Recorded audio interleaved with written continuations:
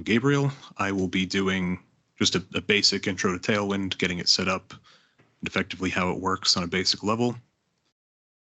So first, talk about what Tailwind actually is. A lot of CSS frameworks use semantic CSS, where basically you name your CSS based on what components and parts it's attached to. So for something like a button, you'd have like a BTN class with maybe some modifiers for colors and other things.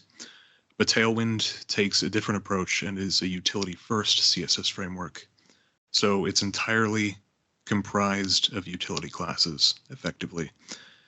And so it focuses on this to make classes that perform exactly one purpose that can just be reused, which helps reduce output file size and actually helps with maintenance in some ways that I'll cover later.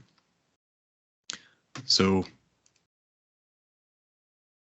installation is relatively simple, just based on what's on their site. You can either install it through NPM as a package, like you would any other package, or they actually have a standalone executable that allows you to install just that if you don't want to use that system. Like if Tailwind is the only reason that you have a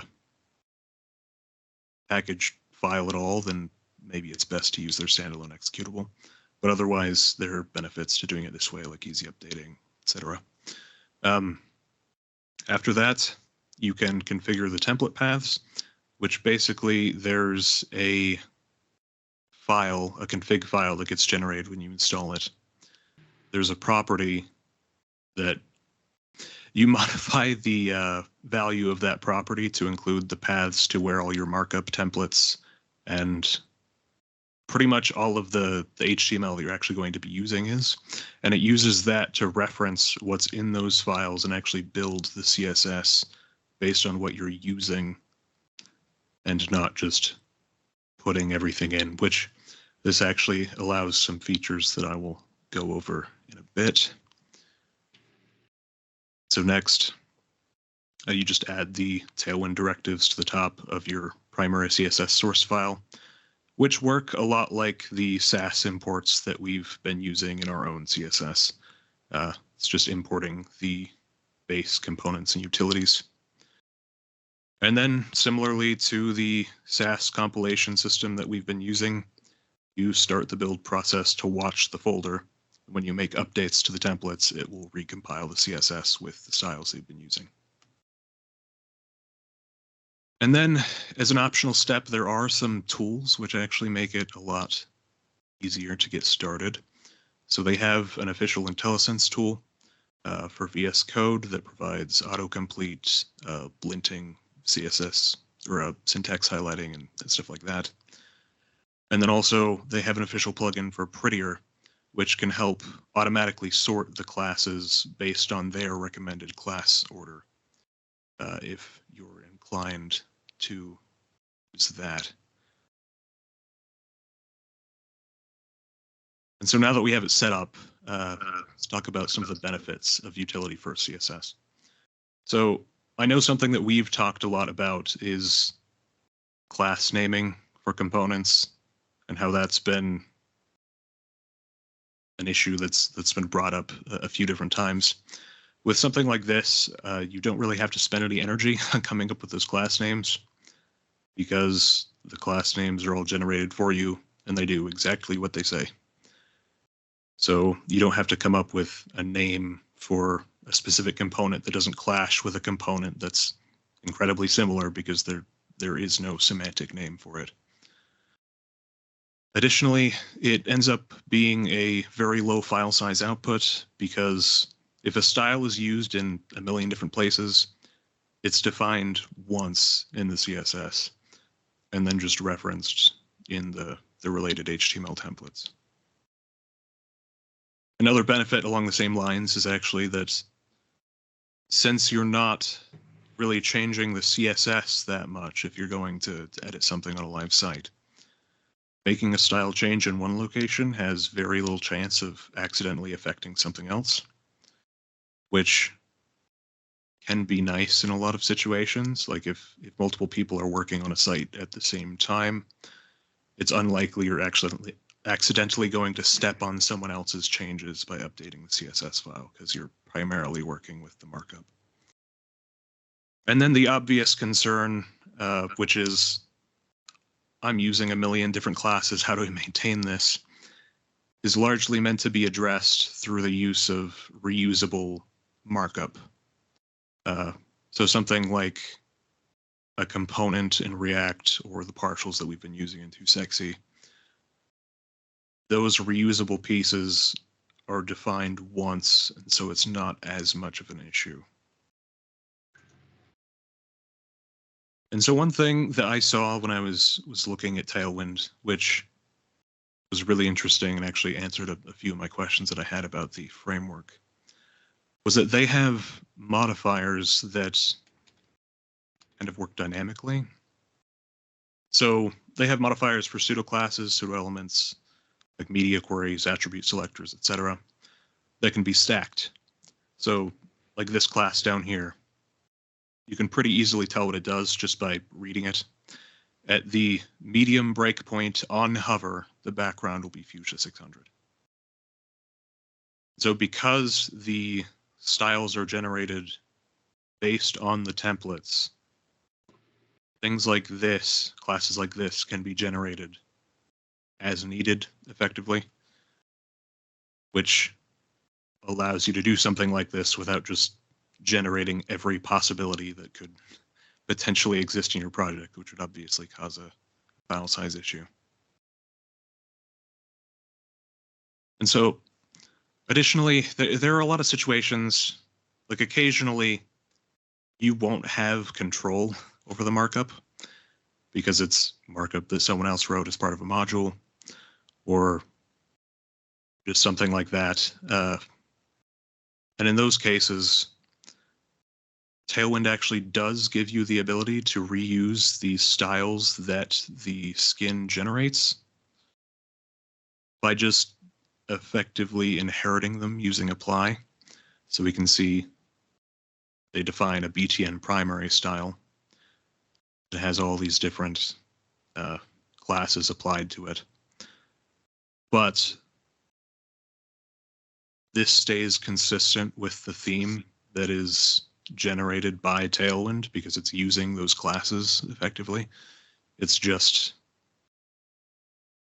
applying to something that can't inherently have those classes because we don't have control over it. It's important, however, to make sure not to use this too much or just recklessly, because if you just do this for everything, you're just writing semantic HTML. You've kind of nullified all of the benefits that were outlined previously. And it kind of just makes no sense to do that for a lot of things. But for something like a button that might be used in a bunch of different places that you don't want to have to update every single instance of it, maybe it makes sense to make a BTN primary class. You kind of have to judge and make sure that you're minimizing your use of the feature. And then probably the most important part of customizing Tailwind is the ability to customize the theme. So in the config file that is generated, it actually gives you the ability to customize like breakpoints, colors, font families, etc. And so you can basically take the theme that you have defined in your style guide or whatever and apply it in this config file, and it will base the classes that it generates on this. However, there are some cases where you might need to use very specific styles in specific places, like I need this image to be exactly 57 pixels from the top or something, which it doesn't necessarily make sense to add that to the theme because it's only in one place. You can use arbitrary values in the classes, as shown here, like top 117 pixels, top 344 pixels at the large breakpoint. And again, this is possible because it generates the classes based on what you're using.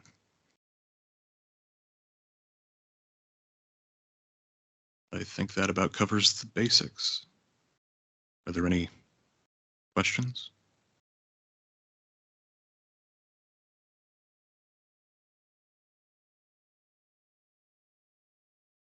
I don't have any questions. I didn't know you could stack the different classes and like pseudo classes together, which is pretty awesome. I had no idea you could do that, but that would be super helpful when you're trying to put all that crap together, being able to combine all those pieces. So how does this compare to the like a Bootstrap package? If you were going to build something on Bootstrap, if you didn't customize Bootstrap, it's probably a lot lighter. Bootstrap out of the box comes with like 250 kilobytes of CSS, and I don't know how large Tailwind is when it comes out of the box, like without reducing and extracting all the classes that you're not using. I would have to double check, but I think their site mentioned that a lot of styles end up being like double-digit kilobytes, like low double-digit kilobytes. It's pretty low. It's overall lighter, just because of the nature of how it works. Because like in Bootstrap, you could have a million different classes that all are flex-centered or something. Those styles have to be defined for each class usually. Whereas every style by Tailwind's nature is a single declaration for that class, which kind of helps keep things lightweight. And it also, as mentioned before, only generates the classes that are actually being used.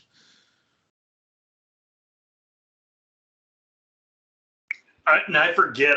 I feel like Aaron did that demo or something, because in order for it to only use the classes that it's using, how does it compile that, like with DNN, if you were to add some class in like a Too Sexy editor? Or I think that's part of something we'd have to look at. Because I remember him talking about that. I don't know if we had him on the code meeting one time. I think Chris something, and he talked about it. And in that part, I never really understood. If I recall correctly, it goes back to what you were showing earlier, Gabe, where you create like a directory with your Too Sexy templates. And so it would scan those template files, look for any class properties that you have and say, oh, I need these properties, and then use that as part of your compilation. And we keep all of our Too Sexy template files in source code, so it would still kind of go through that process. But I think where you could run into a problem is if you decide, oh, hey, I want to add a new property or a new variation in my template 6 months down the road, you might then need to recompile Tailwind to account for that change. But you run into that same problem when you code with Bootstrap, right? We need to do a new icon or a new whatever spacing modifier that doesn't exist in Bootstrap currently. We need to go through and make a code change, update the CSS, and deploy that change. So it's probably very similar in that kind of ongoing maintenance. Basically, yes, but there's also the thing to keep in mind that the nature of these classes, like something that just applies the flex display, that's not going to change when you recompile it. It's either there or it isn't. Right. So if it's being used and you have to recompile to add something because it wasn't there and you needed it in a new component or something, that existing style is not going to, there's almost no way that you're going to accidentally screw it up. Just because that will always do what it says on the label. Yeah, and that's a good point. Like a lot of when you already have a site built, you have like all of your core branding, styling, spacing modifiers are built into it. So typically when we update a Too Sexy component later down the line, it's like, it's not a revolutionary change to the component. So it's very likely that all of the style properties would exist. Yeah, you just have to be careful to make sure that the copy of the templates that gets stored in the repository with the Tailwind stuff gets updated with the server-side copies. You have to make sure that happens, otherwise it's not going to update as you'd like. I imagine you could also create, for things with like a WYSIWYG, I imagine you could create a like mock template file that isn't actually used on the site, that just contains all of the styles that could be used in the WYSIWYG, and then just have it reference that to make sure those are always included.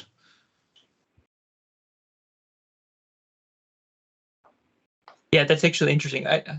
The DNN WYSIWYG editor, does it output classes or does it output inline styles? I think it's inline styles. I think I want to say that it mostly goes with tags where it can. Like H1 tags and stuff is what you're going to pick in the drop down. Typically, the different various standardized tags. But like a text align would do an inline style of text align equals center or something like that. Yep. So it's a little bit of both. I know there's a typography plugin for Tailwind as well that you apply to like a parent class, and then it kind of just styles the inside typography nicely, which I imagine something like that would probably be used for a lot of basic WYSIWYGs. Because that way, whatever's in it is going to be styled as you would want.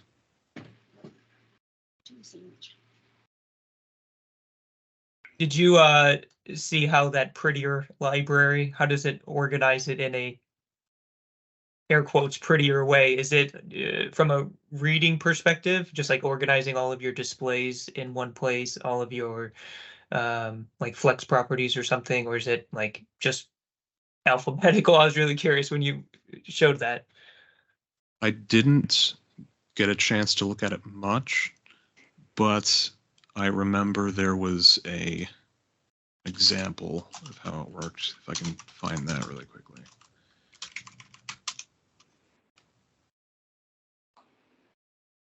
One second.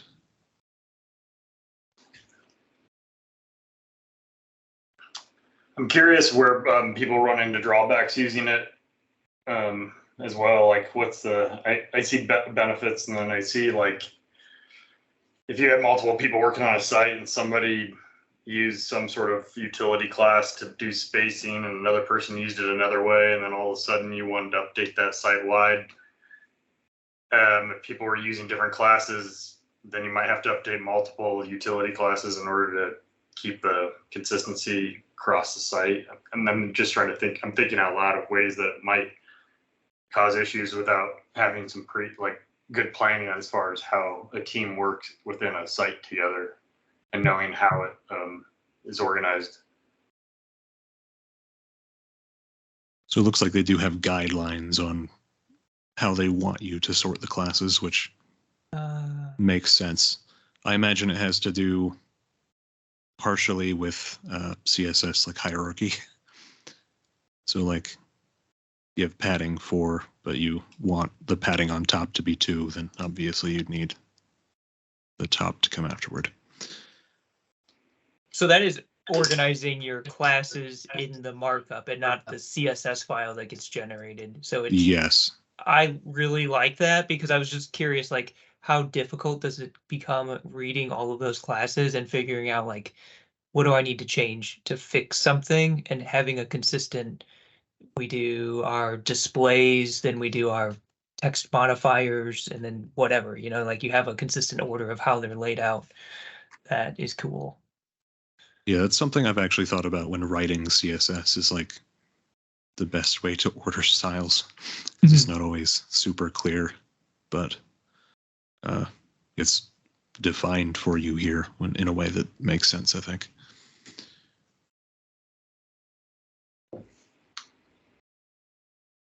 I'm wondering if this would come in handy with the boilerplate too sexy templates, like adding the layout port, you know, the flex row as part of the template markup, And then, because like, say you have something like a text image, it's always going to be left or right. I mean, having it there to begin with, and then if the design comes, you're just kind of massaging the styles that are already there by adding, more or less more padding or less padding, doing a row reverse for medium, but the general layout, you're not having to write the general layout CSS. From the get-go, if that makes sense. Yeah. I If think that's too limiting. there are pros and cons. Like it's possible I just didn't see it because obviously there's limited time researching for these, but I'm not sure if Tailwind has some things that Bootstrap does, like built in. For example, I don't know if they have a carousel like defined, whereas Bootstrap obviously does. Paul, you were working on the Verijet app project, which is using Tailwind, and there were 2 rounds of revisions that you did with it. Was there any problems or any difficult points you had when going in and making revisions to components? No, a lot of the revisions they didn't involve UI. Plus, it being an app, there weren't a lot of there's a lot of one-offs, so there wasn't a lot of repetition with the tail. So it really worked well with that project, I think. Gotcha.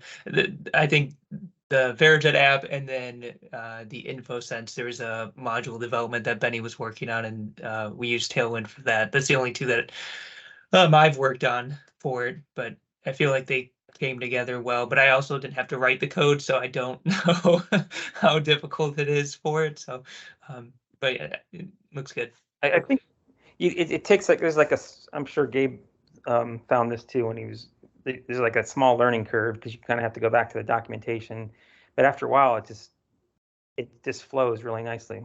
I would imagine it also helps to install the IntelliSense plugin they have. Yeah, that's true. Does that give you? What does that do? It gives you autocomplete and validation, stuff like that, just to make sure that you're doing correct classes. Yeah. Okay. Nice. There was something I was kind of thinking about is you mentioned how it kind of makes it safer to make changes to components over time because you don't have to worry necessarily about another component that might be using a similar style for it. And I think that's nice to help compartmentalize your code. But then I also worry about long term of does it make it easier to start to pull away from your brand guidelines that were established for it, because it becomes really easy to change your modifiers or spacing on an element. But I guess maybe that's not true, because if you aren't recompiling your Tailwind CSS every time and you're still sticking to those modifiers for your spacing, you're not deviating that far. I don't know. Well, I mean, the nice thing is you can effectively you can define your brand guidelines as what it builds. Yeah. So unless you're constantly using these, which I don't think is a great idea to use those except where necessary, you can just define only the values that make sense to use on the site. So you're kind of bound to those. And it helps prevent inconsistencies, because the only styles that will exist using the normal classes are ones that use the spacings and colors and fonts that you determined up front.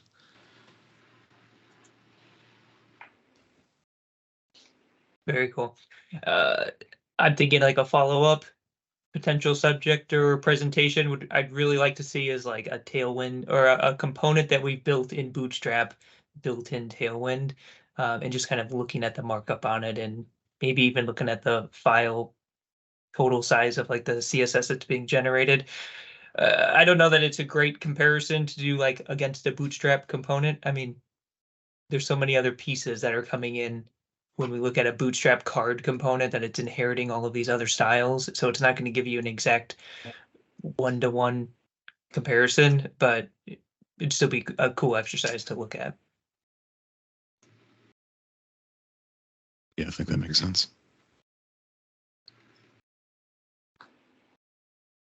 Well, awesome. Well, thanks for doing a session on this. I know Benny and Aaron Lopez are really big fans of Tailwind, and Mark was on that train for a little while too. So, well, Mark just gave up on you guys, but now that I hear Chris talking about how he likes to deviate from the brand guidelines. I like working with Benny. So if he's using Tailwind, he's starting to convince me on it. Is what it is. It does seem like out of the box, it gives you the potential for a much cleaner, smaller. If you embrace the way that it works, then it's smaller. You know, our argument was always that we don't use Bootstrap out of the box. It's heavily modified, but that also takes a lot of time and effort to maintain that, I think, doesn't it? Some of it's during the configuration, like we do pull out a lot of Bootstrap, but we still have a pretty large skin file that gets generated, and that comes down to the number of components that we build for a site. So there's just a lot of them. And going back to what Gabe was saying is, if we're doing a display flex in all of these different components, we're reusing those same 30 characters 100 times in the CSS, which is just adding to bloat effectively. Yeah, I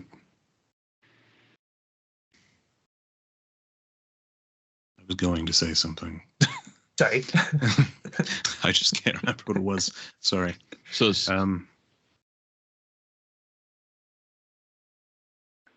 yeah, I mean, out of the box, this is definitely a lot smaller. And there aren't, like, a problem that I find with Bootstrap is even when you configure it the way that you want, it doesn't necessarily mean that there aren't a lot of styles that you still have to overwrite. Because you can only customize so much. For a lot of custom styles, you're still going to have to manually target things to overwrite them, because there isn't necessarily like a one-to-one variable that you can reset in some cases. Whereas with this, the only styles that get applied are the ones that you're adding as classes, pretty much. So you kind of know exactly what's happening. Be sure to like this video and subscribe to our Gorilla Learning Lab. We have a lot more banana tidbits for you to get ape over. Check out our other videos or visit our website at www.10poundgorilla.com. I'm swinging on out of here. Ooh, ooh, ah, ah! Ooh, ooh, ooh! You're not subscribed? That's bananas!